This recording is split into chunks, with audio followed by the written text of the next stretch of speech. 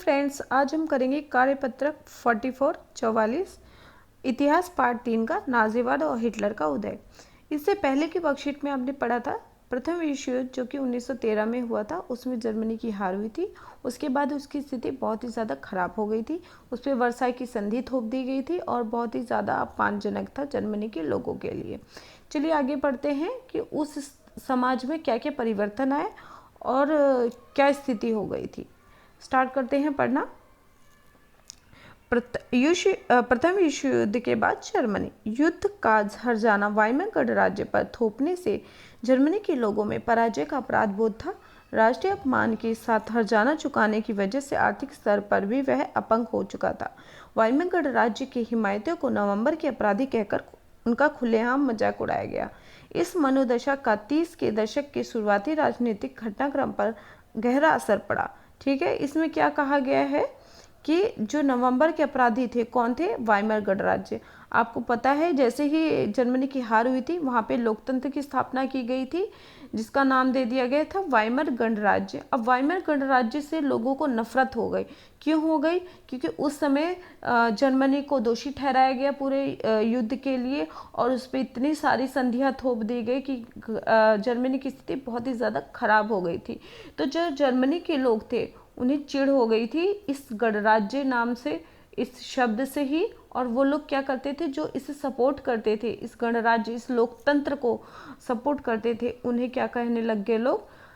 नवंबर के अपराधी।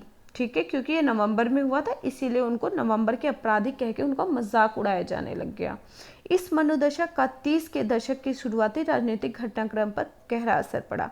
अब समाज में सिपाहियों को आम नागरिकों के मुकाबले ज़्यादा सम्मान दिया जाने लगा। राजनेता और प्रचारक इस बात पर जोर देने लगे कि पुरुषों को आक्रामक, ताकतवर और मर्दाना गुणों वाला होना चाहिए।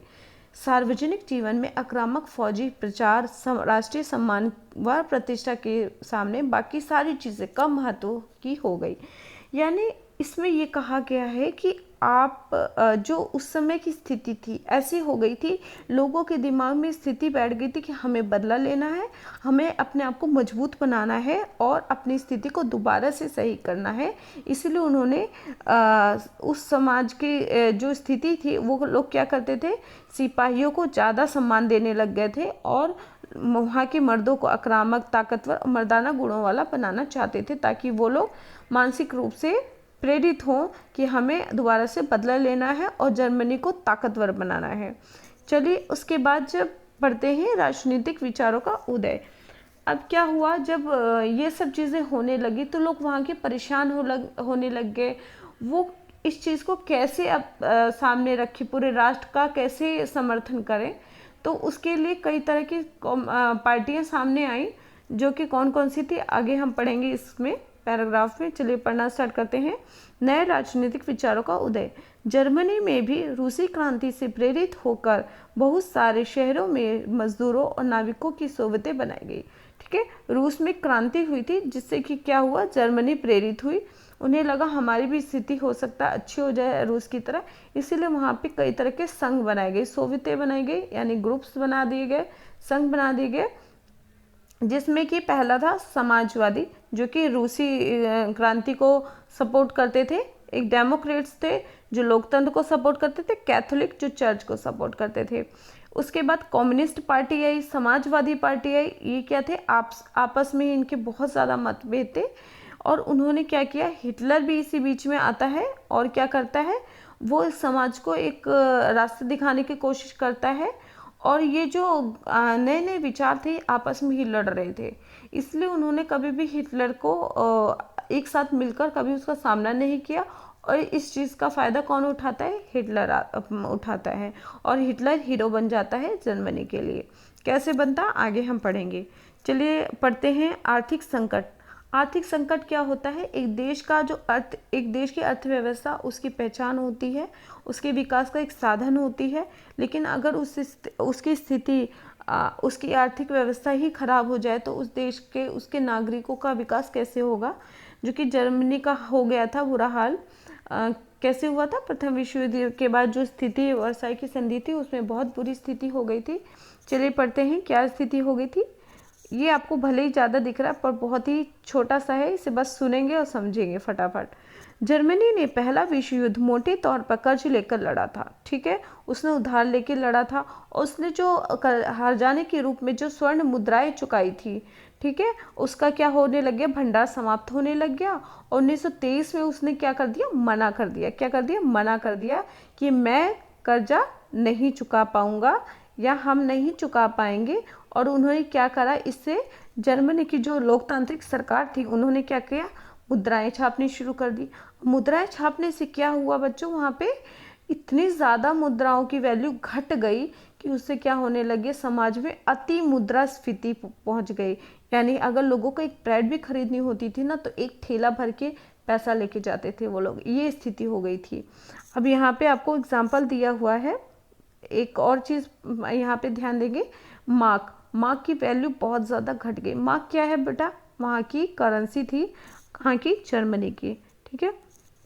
$1 की कीमत कितनी हो गई यहाँ पे, खरबों के बराबर। 1923 में $1 में खरबों मार्क मिलने लग गए, यानी किसकी कीमत घट गई है, यानी मार्क की, ठीक है। इसे अति मुद्रास्फीति कहते हैं, जब कीमतें बढ़ जाती हैं, ठीक है, और मुद्रा ज़्यादा हो जाती है, लोगों के पास पैसा बहुत ज़्यादा हो जाता है और मार्केट में सामान बहुत ज़्यादा महंगा हो जाता है, ये क्या होता है, अति मुद्रास्फीति। फिर क्या हुआ, इसके लिए अब क्या कर दिया, जर्मनी की स्थिति को देखते हुए अमेरिका ने उसकी हेल्प करी और एक डॉव्स योजना बनाई। कौन सी योजना बनाई, डॉव्स, जिसके तहत उन्होंने दोबारा से सारी शर्तों को तय किया कि कैसे आपको कर्जा लौटाना है जो आपने लिया है। लेकिन क्या हुआ, गरीबी में आटा गीला हो गया, फिर से जर्मनी की बहुत ही बुरी स्थिति थी और जो हेल्प करने आया था अमेरिका, उसकी स्थिति भी खराब हो गई, उसका शेयर मार्केट गिर गया अमेरिका का, ठीक है। अमेरिका का शेयर मार्केट गिरने से उसकी स्थिति भी खराब हो गई। अब वो जो मदद दे रहा था जर्मनी को बंद हो चुकी थी। 1929 से 1932 तक महामंदी छा गई, ठीक है, और उसका प्रभाव सबसे ज़्यादा किस पे पड़ा, जर्मनी पे। किस पे पड़ा बच्चों, जर्मनी पे। अब जर्मनी की जो हेल्प मिल रही थी वो भी बंद हो चुकी। अब वो क्या करे, उससे क्या हुआ, वहाँ की स्थिति और ज़्यादा खराब हो गई। अब लोग सारे बेरोजगार थे, अपराध बढ़ गए। और जब आपको पता है समाज में किसी के पास काम नहीं होता, पैसा नहीं होता और उसको वो चीज़ नहीं मिल रही है, पेट भरने के लिए खाना नहीं मिला, तो लोग चोरी करने लग जाते हैं, एक दूसरे को मारने लग जाते हैं। इससे क्या होता है, समाज की स्थिति और ख़राब हो गई। कहाँ की, जर्मनी की। और उसके पीछे में अब हिटलर आएगा, जो कि आगे आने वाली वर्कशीट में आप पढ़ेंगे। चलिए क्वेश्चन आंसर डिस्कस करते हैं हम। पहला क्वेश्चन है, प्रश्न 1, प्रथम विश्व युद्ध के जर्मनी पर क्या आर्थिक प्रभाव हुए।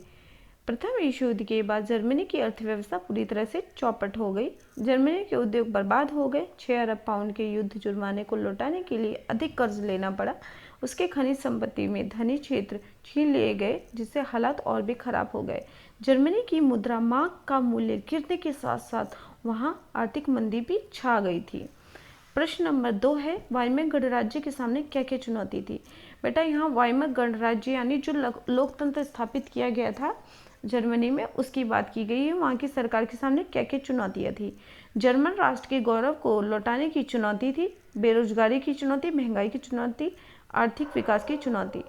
प्रश्न 3 है, प्रथम विश्व युद्ध के बाद जर्मनी में आए नए राजनीतिक विचारों के क्या कारण थे। ऐसा क्या था वहाँ पे कि राजनीतिक विचार आने लग गए थे, क्या उनके पास क्या मुख्य बिंदु थे, वो बताएंगे, क्या रीज़न थे। उसका नंबर 1 है, जर्मनी की प्रथम विश्व युद्ध में हार हुई थी। वर्साई की अपमानजनक संधि थी। बेरोजगारी और कीमतों में बढ़ोतरी थी। वाइमेर गणराज्य की अलोकप्रियता, लोग नफरत करने लग गए थे ना लोकतंत्र से, यानी वाइमेर गणराज्य से। नंबर 4 की मैं बात कर रही हूँ यहाँ पे जो दिया हुआ है। चलिए क्वेश्चन नंबर 4 आ जाते हैं। प्रथम विश्व युद्ध के बाद जर्मनी में किस तरह के सामाजिक विचारों को प्रमुखता दी जाने लगी, यानी वहाँ के लोगों की क्या विचारधारा हो गई थी, इसमें ये बताना है। प्रथम विश्व युद्ध के बाद समाज में सिपाहियों को अधिक सम्मान दिया जाने लगा। इस बात पर जोर दिया जाने लगा कि पुरुषों को आक्रामक और ताकतवर होना चाहिए। प्रश्न 5 है, यदि कोई सरकार प्रति वर्ष अनियंत्रित रूप से लाखों रुपए छापती है तो इसके क्या परिणाम होंगे? रुपए का मूल्य गिर जाएगा, वह महंगाई अत्यधिक बढ़ जाएगी।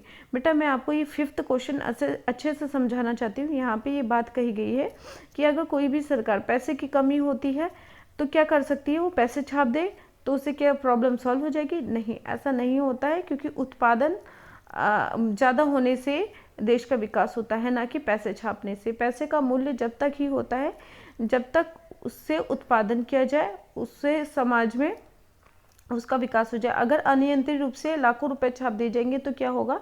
जो जर्मनी की स्थिति थी वही देश में, किसी भी देश में वही स्थिति आ जाएगी और वैल्यू उसकी पैसे की घट जाएगी, जिसे अत्यधिक मुद्रास्फीति कहते हैं। थैंक्स फॉर वॉचिंग बेटा, और मेरे चैनल को सब्सक्राइब करें अगर आपको ये वीडियो पसंद आए, लाइक एंड शेयर भी करें। थैंक्स।